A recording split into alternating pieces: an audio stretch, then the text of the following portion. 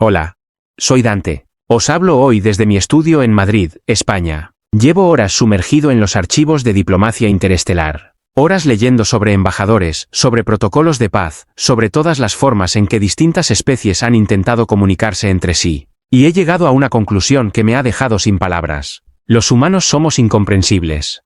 No lo digo como insulto, lo digo como dato científico. Porque la historia que os traigo hoy no es sobre una guerra, no es sobre una flota, es sobre el momento exacto en que una civilización alienígena, con 92 naves de guerra y siglos de dominio galáctico, se enfrentó a algo que sus modelos nunca pudieron calcular. La pregunta de hoy es esta: ¿qué ocurre cuando una especie que ha doblegado a docenas de civilizaciones encuentra, por primera vez, a seres que simplemente no saben rendirse? ¿Es locura? ¿Es evolución? ¿O es algo mucho más perturbador? Si os fascina la resiliencia humana tanto como a mí, ya sabéis dónde estáis. Esto es HFUI Dimensión X. Quedaos. Porque lo que viene ahora es diferente a todo lo que habéis escuchado antes. Nota del Observatorio Xenosociológico de Betara Prime. Clasificación de archivo, acontecimiento de primer orden. Designación del fenómeno, los seres sin frecuencia. Redactado por el académico Senior Orbaste El, especialista en comportamiento de especies de nivel 3. Fecha estelar, ciclo 7441 del Acuerdo de Betara. Lo que sigue no es ficción. Lo que sigue es el intento más honesto que ha hecho esta academia de entender lo que ocurrió en los sistemas fronterizos humanos durante los 4 ciclos más desconcertantes de nuestra historia reciente. He revisado las grabaciones. He consultado a otros académicos. He hablado con sobrevivientes del dominio Kabari que accedieron a ser entrevistados bajo protocolo de anonimato. Y todavía no lo entiendo del todo. Pero voy a intentarlo. Empecemos por el principio.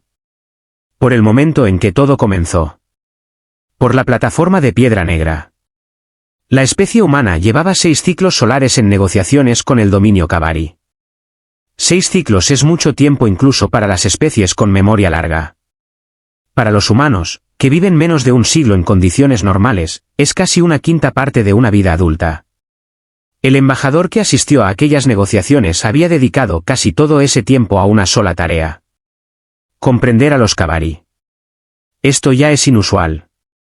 La mayoría de las especies que se acercan al dominio lo hacen con traductores básicos y protocolos de cortesía estándar.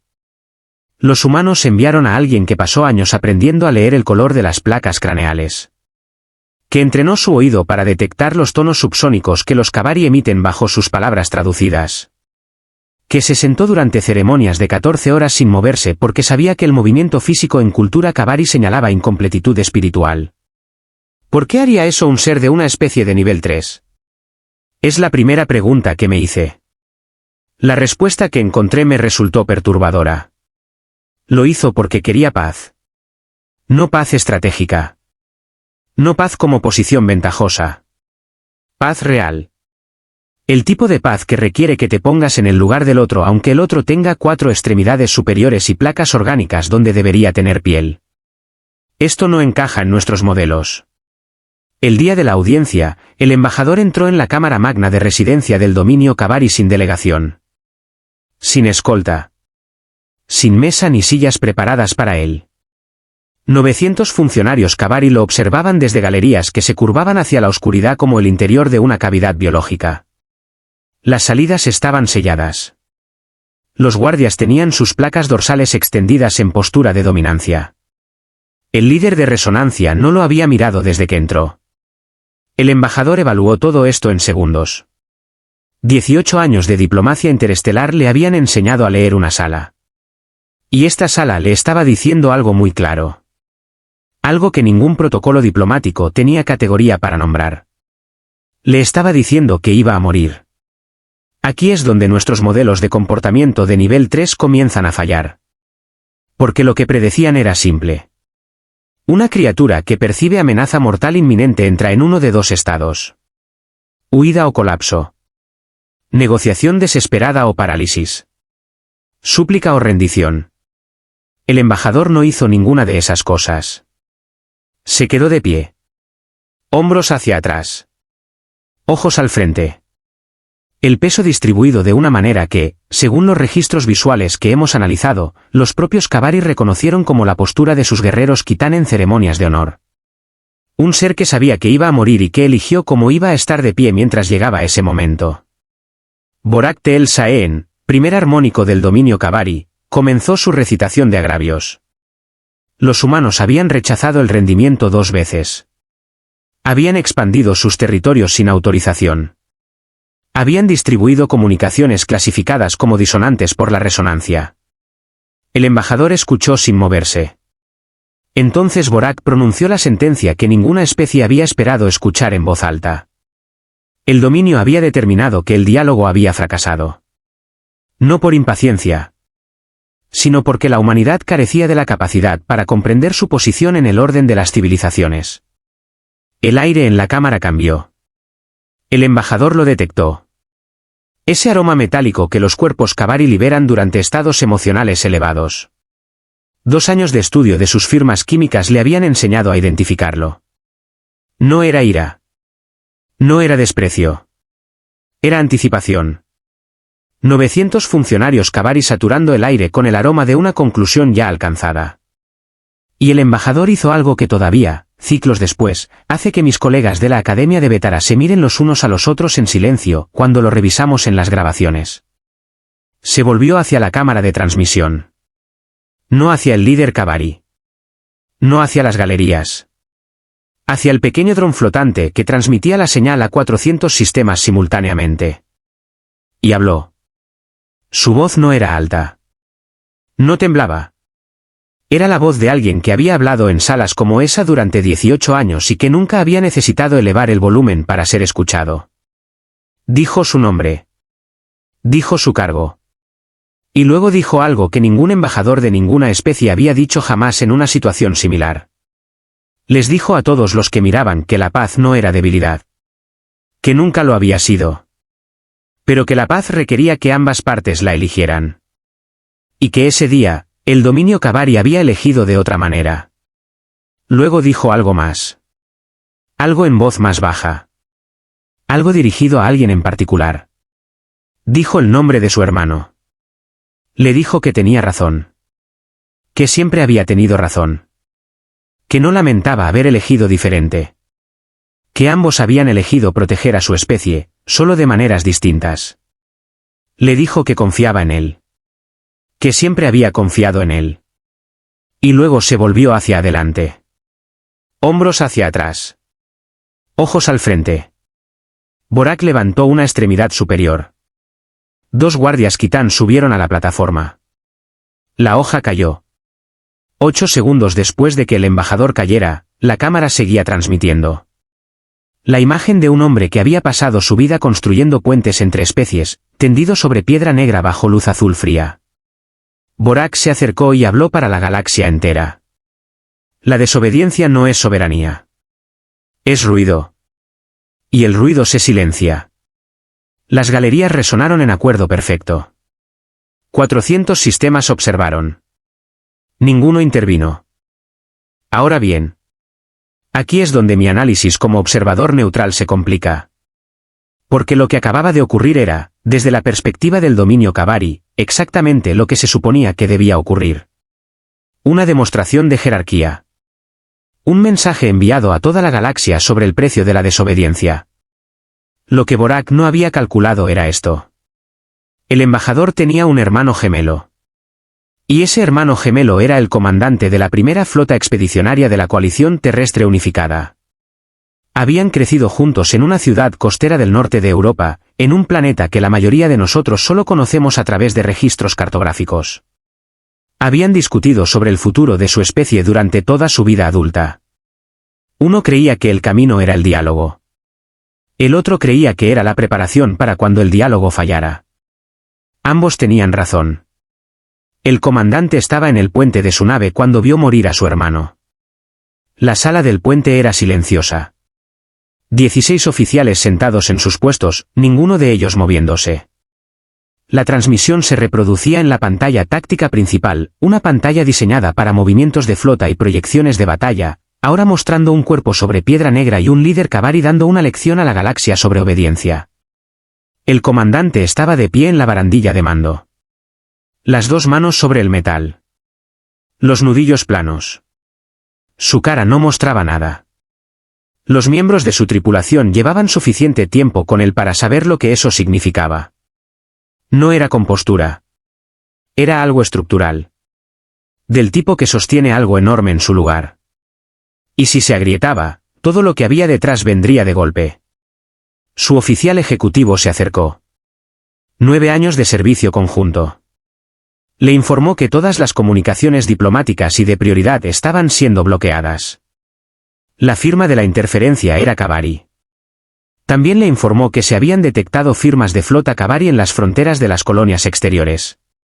Múltiples naves de clase capital. Posicionamiento de preasalto. El comandante parpadeó una vez. La parte táctica de su mente, la parte que nunca dejaba de funcionar, ni siquiera ahora, estaba ensamblando el cuadro completo. La interferencia.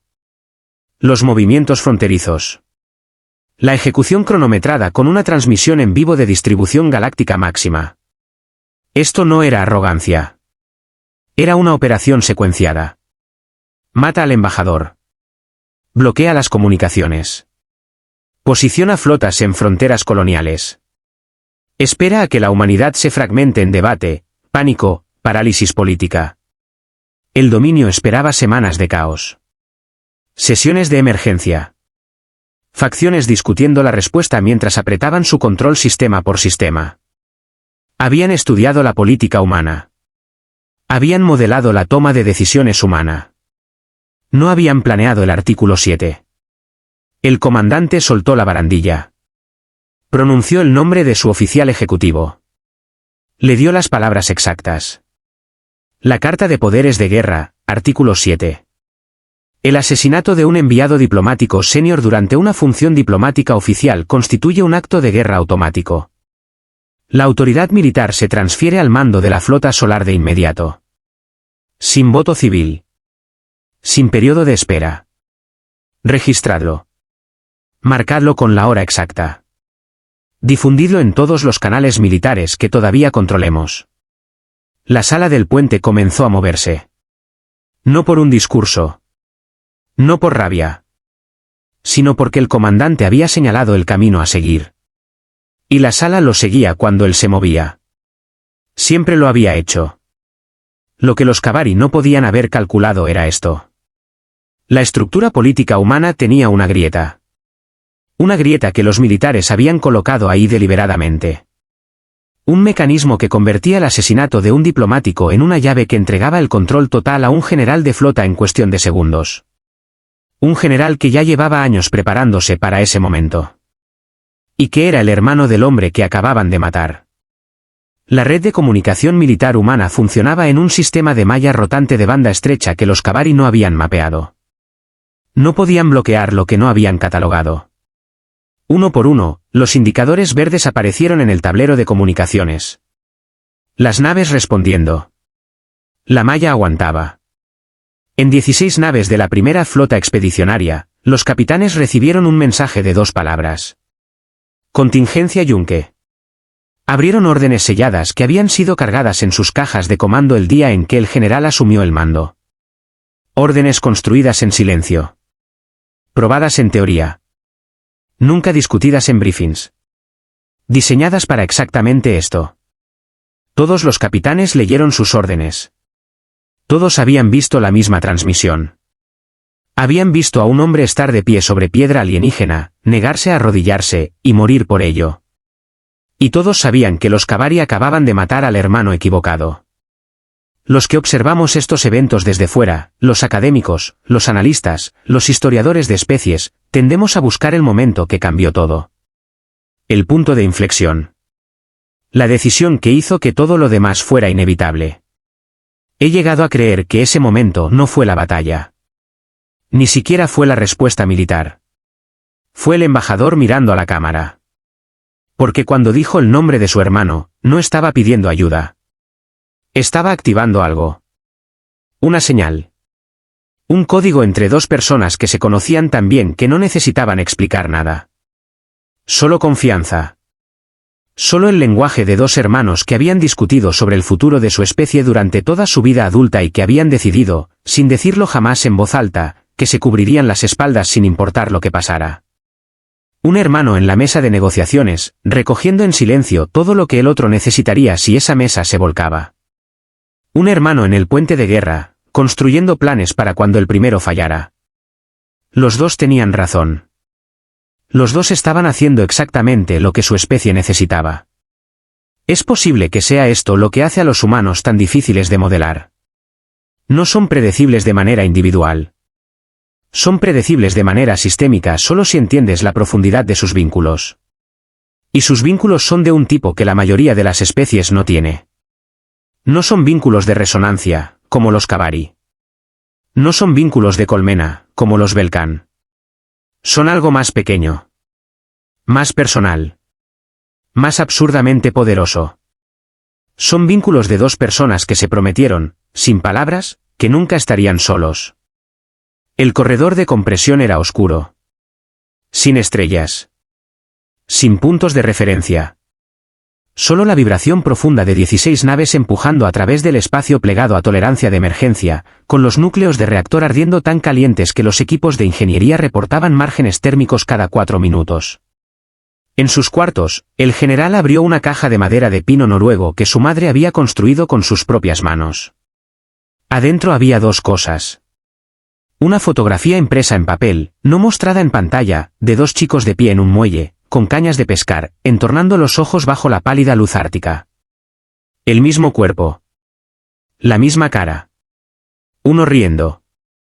El otro sonriéndole al que reía. Y una nota. Manuscrita. 4 líneas en papel real. No la leyó. Se la sabía de memoria. Tocó el borde del papel con el pulgar. Luego cerró la caja. Y volvió al puente. Lo que los archivos de HFY Dimensión X denominan el periodo de las 16 naves es, según mi análisis, uno de los ejemplos más extraordinarios de planificación bajo incertidumbre que hemos registrado en cualquier especie de cualquier nivel de clasificación. El general no sabía con certeza que el dominio actuaría. No sabía cuándo. No sabía qué forma tomaría el ataque. Pero había construido respuestas para todas las variantes posibles, y las había cargado en las cajas de comando de cada capitán de su flota, y había esperado. Eso es algo que los Cavari nunca pudieron modelar. La capacidad humana de prepararse para lo que esperan que no ocurra. El escuadrón de patrulla Cavari en el punto de unión Sarin 4 consistía en 8 naves. 4 cruceros ligeros y 4 corbetas de vigilancia. Su misión era simple. Detectar cualquier movimiento de la flota humana y transmitir la información a la flota de batalla principal. No estaban posicionados para combatir. Estaban posicionados para observar. Llevaban 11 horas observando. En ese tiempo, sus matrices de sensores no habían detectado nada. Ninguna firma de compresión. Ninguna emisión de propulsión. Ningún tráfico de comunicaciones. La flota humana, dondequiera que estuviera, parecía paralizada. Exactamente como la resonancia había predicho. El comandante de patrulla estaba preparando su tercer informe de no contacto cuando su operador de sensores emitió una ráfaga armónica aguda. El equivalente Cavari de un grito. La flota del general salió de compresión a 42.000 kilómetros. Alcance de cuchillo en términos de combate naval. La distancia estándar de emergencia era 200.000 kilómetros. La doctrina militar de todas las especies conocidas exigía al menos 100.000 para permitir la calibración de sensores y la formación de flota tras la compresión. El general había reducido eso a menos de la mitad. Los sistemas de los naves gritaron ante la violación. 2 naves reportaron daño en condensadores por la salida forzada temprana. El general había calculado ese costo antes de que la flota entrara en compresión. Aceptable. Los paquetes de guerra electrónica golpearon primero. 16 naves transmitiendo guerra electrónica de espectro completo simultáneamente. Las matrices de sensores de patrulla Cavari no se degradaron gradualmente. Colapsaron. Todas las pantallas, todas las soluciones de objetivos, todos los relevos de comunicación se apagaron en el mismo instante. 8 naves. Ciegas y sordas. A un rango donde los railguns humanos no fallaban. El primer crucero se partió en 2. El segundo perdió su sección delantera. El tercero recibió un penetrador a través de su cubierta de reactor y detonó. El cuarto logró activar su pantalla de fase. 2 segundos demasiado tarde. Los proyectiles ya estaban dentro del radio efectivo de la pantalla. Las corbetas intentaron huir. Salvadas de misiles las alcanzaron antes de que pudieran activar sus propulsores. 3 minutos y 14 segundos. 8 naves Cavari. Sin supervivientes. Sin señal de socorro enviada. La guerra electrónica se había asegurado de eso. En lo que respecta a la flota principal Cavari, el patrullero en Sarin 4 seguía enviando informes rutinarios de no contacto. La colonia 7 estaba siendo tomada. 4.000 guerreros Kitán habían aterrizado y estaban avanzando metódicamente hacia el asentamiento principal. Las milicias coloniales, 1.100 hombres y mujeres con rifles de dotación y barricadas improvisadas, habían establecido una línea defensiva. No eran soldados. Eran ingenieros, mineros, técnicos agrícolas y administradores a quienes se les habían entregado armas y se les había dicho que aguantaran. Estaban aguantando. Apenas. Caían hacia atrás en capas. Hacían que los Cavari lucharan por cada 100 metros. Cuando una posición se volvía insostenible, la colapsaban literalmente. Cargas estructurales en los cimientos de edificios instaladas durante la construcción de la colonia como precaución estándar de la coalición. El avance Cavari se había ralentizado. La última transmisión del gobernador en la malla militar había sido 8 palabras. Seguimos aquí. Sin rompernos. Algo de ayuda no estaría mal. La ayuda llegó. La flota del general entró en el espacio orbital de la colonia 7 y encontró 12 cruceros pesados Cavari en órbita alta, 6 fragatas de escolta en formación inferior, y 6 transportes de tropas en posición geosíncrona sobre el asentamiento. Los transportes todavía ciclaban naves de desembarco hacia la superficie. No esperaban compañía. Lo que siguió duró 22 minutos. Al final, la flota del general había perdido 2 fragatas y un destructor. Los Cavari habían perdido 8 cruceros, 4 escoltas, y los 6 transportes de tropas. Las naves supervivientes Cavari, 4 cruceros y 2 fragatas, rompieron formación y huyeron hacia el punto de concentración de la flota principal. El general las dejó ir. Quería que informaran. Quería que Borak escuchara exactamente lo que había pasado aquí. En la cámara de resonancia del dominio, el caos tenía un sonido específico. Los académicos de Betara lo conocemos bien porque los Cavari nos permitieron, bajo tratado posterior, revisar las grabaciones internas de sus naves. 900 funcionarios vibrando en frecuencias incompatibles simultáneamente. Placas craneales cambiando colores en ciclos rápidos. El equivalente neurológico de una pantalla de datos que no puede procesar la información que está recibiendo. ¿Cómo era esto posible? Era la pregunta que se repetía. 9 rotaciones planetarias. Eso es lo que sus modelos habían proyectado como el tiempo mínimo antes de cualquier respuesta militar humana. Su estructura política requería consenso. Debate. Reconciliación de facciones. El artículo 7 no había requerido ninguna de esas cosas. Y luego llegó el dato que hizo colapsar el armónico de la cámara. El hermano gemelo. Idéntico genéticamente. Comandante de la primera flota expedicionaria. Historial de servicio que indicaba 4 campañas.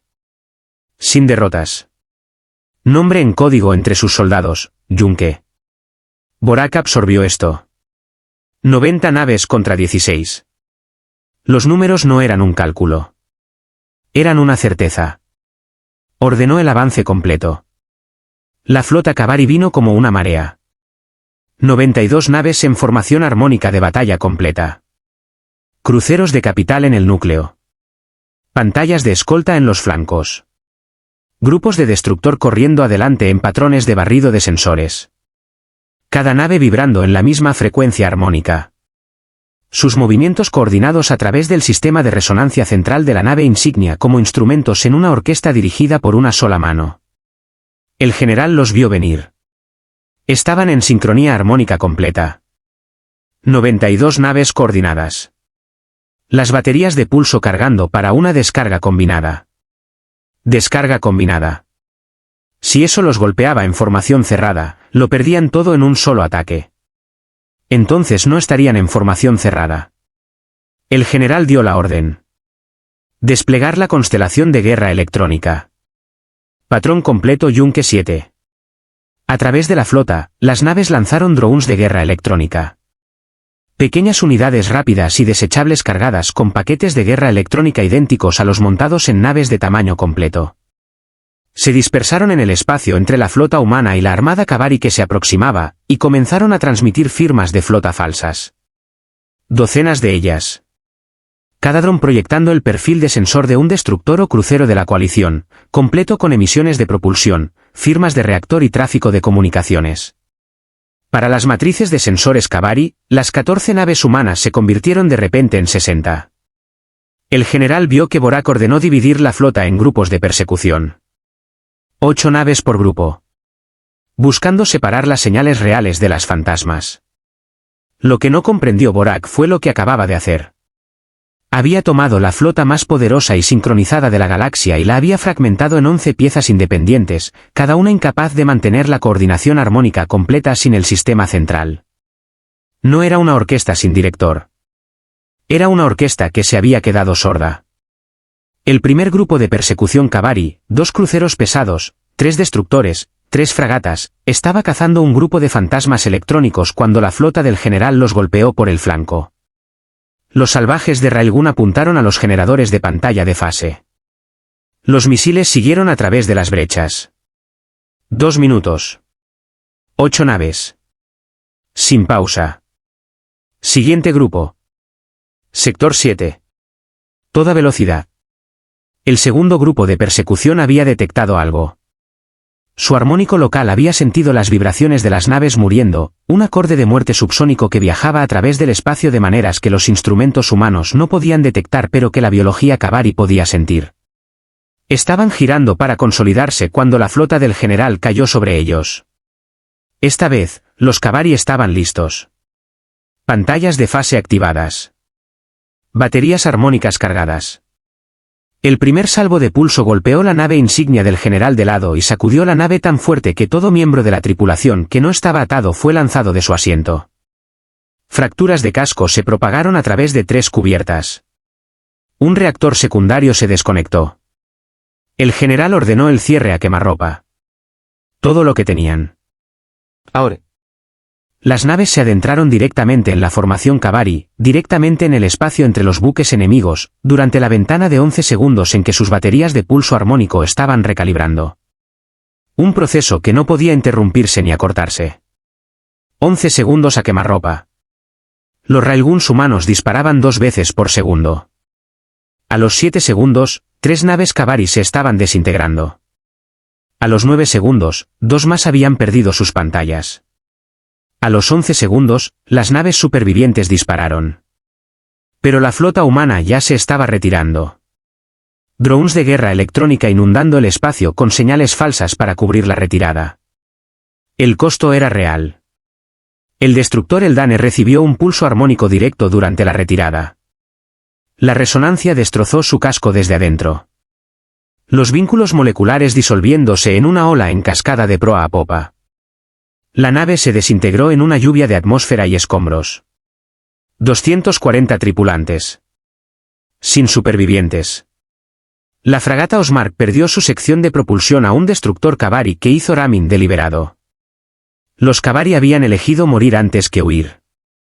El general lo registró. Lo respetó. Lo archivó. 12 naves restantes.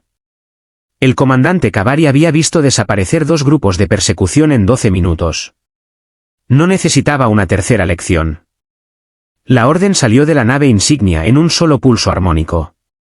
Reconsolidación total. Formación completa alrededor de la nave insignia. 71 naves. Formación cerrada. Sin poder fragmentarlas de nuevo. 12 contra 71. Y los Kabari habían terminado de cometer errores. El general estudió la pantalla táctica. Sus ojos encontraron el centro de la formación Kabari. La nave insignia. El acuerdo absoluto. La fuente del armónico maestro que cada nave Kabari usaba como referencia de frecuencia. El tono fundamental alrededor del cual se sintonizaba todo lo demás. Sin ese tono, los barcos individuales no podían sincronizar sus armas, sus movimientos, ni sus comunicaciones. No sería una orquesta sin director. Sería una orquesta que se hubiera quedado completamente sorda. Todos a formación de cuña. Toda la guerra electrónica al frente. Máximo bloqueo en sus matrices de objetivos. Atravesamos el centro. Su oficial ejecutivo lo miró. No preguntó. La mirada decía todo. Esto era un empuje de una sola dirección. Algunas de estas naves no iban a volver. Lo sé, dijo el general. La cuña humana se adentró directamente en el corazón de la formación Cavari. Guerra electrónica a máxima potencia. Todos los sistemas de guerra electrónica lanzando ruido hacia las redes de sensores Cavari. El bloqueo no era perfecto a este rango. Con tantas naves, los Cavari podían verlos. Pero no podían fijar soluciones de objetivo. Sus baterías de pulso armónico disparaban a ciegas. El crucero humano perdió su sección delantera. La tripulación en los compartimentos traseros siguió luchando, disparando railguns manualmente cuando los sistemas automáticos de objetivo fallaron. Una fragata perdió la contención atmosférica en su lado de babor. La tripulación selló sus trajes y mantuvo posición. La cuña atravesó la pantalla exterior y llegó al núcleo de la formación. El acuerdo absoluto estaba ahí. Masivo. 3 veces el tamaño de la nave insignia humana. Sus matrices armónicas, 6 espinas imponentes que se alzaban desde el casco dorsal, pulsaban con energía de resonancia visible a simple vista. Todos los cañones. Todo. A las espinas. El primer salvo fue absorbido por las pantallas de fase. El segundo agrietó 2 espinas. El tercero destrozó una tercera espina y el generador de pantalla debajo de ella. El acuerdo absoluto disparó su batería armónica principal. El pulso golpeó a un destructor humano en el centro de masa. La nave no se desintegró. Se disolvió. Vínculos moleculares cayendo en cascada en una ola de energía de resonancia. 312 tripulantes. Una fragata humana se adentró en el espacio que el destructor había dejado y disparó toda su carga de misiles a quemarropa en la sección expuesta del casco del acuerdo absoluto. 32 misiles. Las explosiones rasgaron 3 cubiertas y cortaron las conexiones de 2 espinas más. 5 de 6 espinas destruidas. Cuando la última espina cayó, el efecto fue inmediato. A través de la flota Cavari, cada nave que había estado operando en la frecuencia armónica central perdió su conexión simultáneamente. No un deterioro gradual. Un corte. Como cortar los hilos de una sala llena de marionetas al mismo tiempo. Las naves derivaron. Las formaciones se disolvieron. Las baterías de pulso armónico, que requerían entrada coordinada de frecuencia para disparar, se silenciaron. Los comandantes de naves individuales, repentinamente aislados, recurrieron a la toma de decisiones local. Pero los Cavari no entrenaban para la acción individual. Toda su doctrina militar estaba construida sobre la armonía colectiva. Sin ella, no se adaptaron. Se congelaron. Luego huyeron. No en formación. No en retirada organizada. Naves rompiendo en cada dirección. Cada capitán eligiendo su propio vector de escape. La flota dispersándose como un espejo roto. Algunos chocaron entre sí en el caos. Otros simplemente apagaron sus armas y derivaron. Sus tripulaciones incapaces de funcionar sin dirección armónica. En el puente del Krip el acuerdo absoluto, Borak Tel Saen se quedó en silencio. Sus placas craneales se habían puesto grises. El color de un Cavari que ha perdido la conexión armónica. A su alrededor, sus oficiales estaban inmóviles.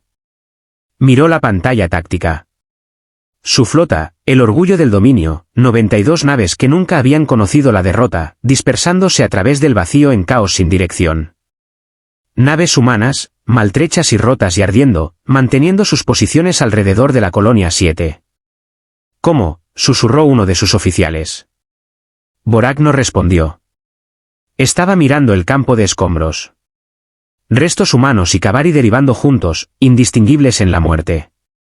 Pensaba en el embajador. En el hombre sobre la plataforma. En el hombre que había permanecido de pie a plena altura y había hablado a una cámara mientras la hoja ya estaba en el aire. No había suplicado. Borak comprendió ahora que había esperado que suplicara. Todas las especies suplicaban. Era la respuesta natural de los seres inferiores cuando se confrontaban con la autoridad del dominio. El embajador no había suplicado. Y su hermano no se había rendido. Borak comprendió finalmente lo que había hecho. No a la humanidad.